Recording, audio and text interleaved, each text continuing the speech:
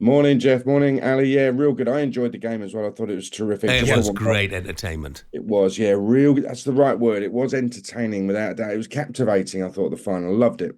So look, two contrasting views there. Mauricio Pochettino said Chelsea were the better side. Gary Neville called them billion-pound bottlers.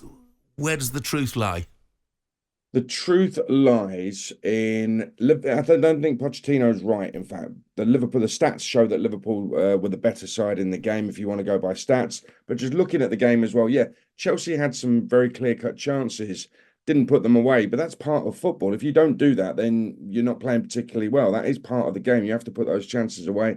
Part of it was Kelleher playing very well, keeping another clean sheet in a final against Chelsea.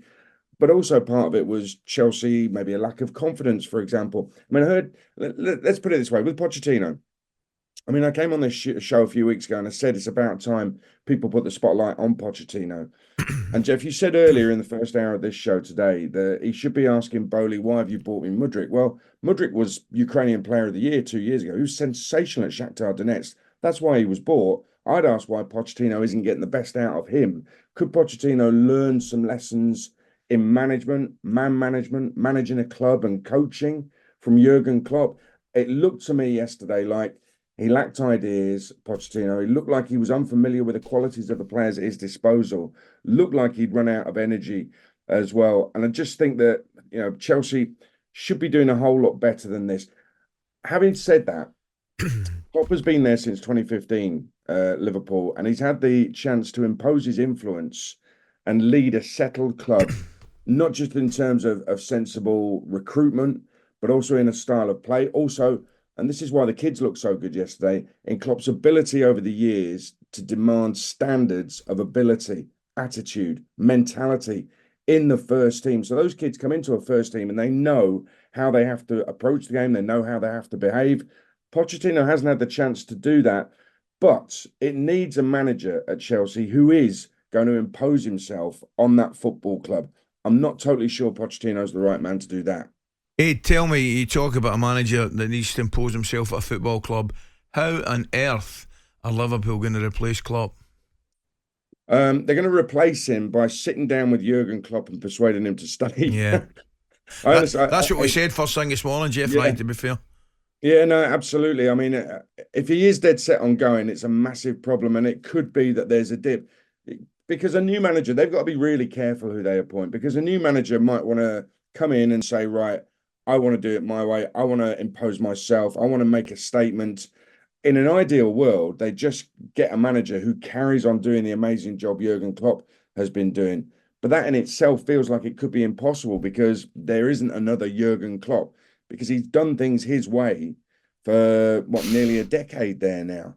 That's really hard to replace with the right man. They've got to get this recruitment right. But the Liverpool owners appointed Jurgen Klopp, so the fans have to trust them to get the right replacement.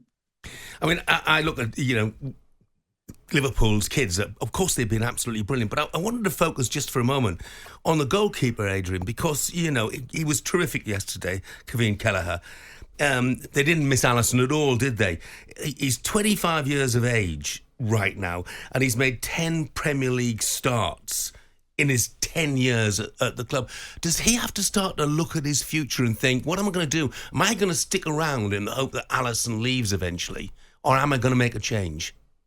It's a great question, and he is proving his worth. I mean, he's part of what I've just said about how, there is an expectation of every single player at the football club. Once they step into the first team environment, this is what you're expected to do. This is what Jurgen Klopp has brought to that club. And that's why Kevin Kelleher performed the way he did, because he feels part of it.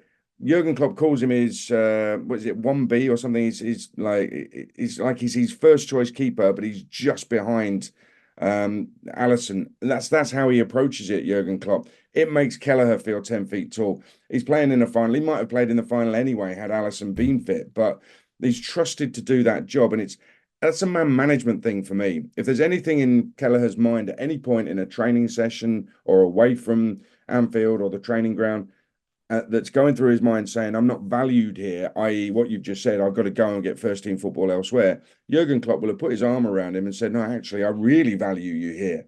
This is why I played you in a cup final 2 years ago. This is why, you're arguably man of the match in this cup final. I knew you would be brilliant coming into this game. He can't argue he's better than Alisson. Obviously, we can all see that, but he feels valued, and that's man management, and that's what Yeah. I think might get the best out of some of the Chelsea players as well. It's a great point. At 25 years old, yeah, he probably should be thinking about, where am I going to be the number one? He might even think to himself, could it happen here, depending on what Alisson wants to do. talkSPORT Breakfast, waking you up Monday to Friday morning from 6 a.m. on AM, on DAB, via the talkSPORT app and on your smart speaker. talkSPORT.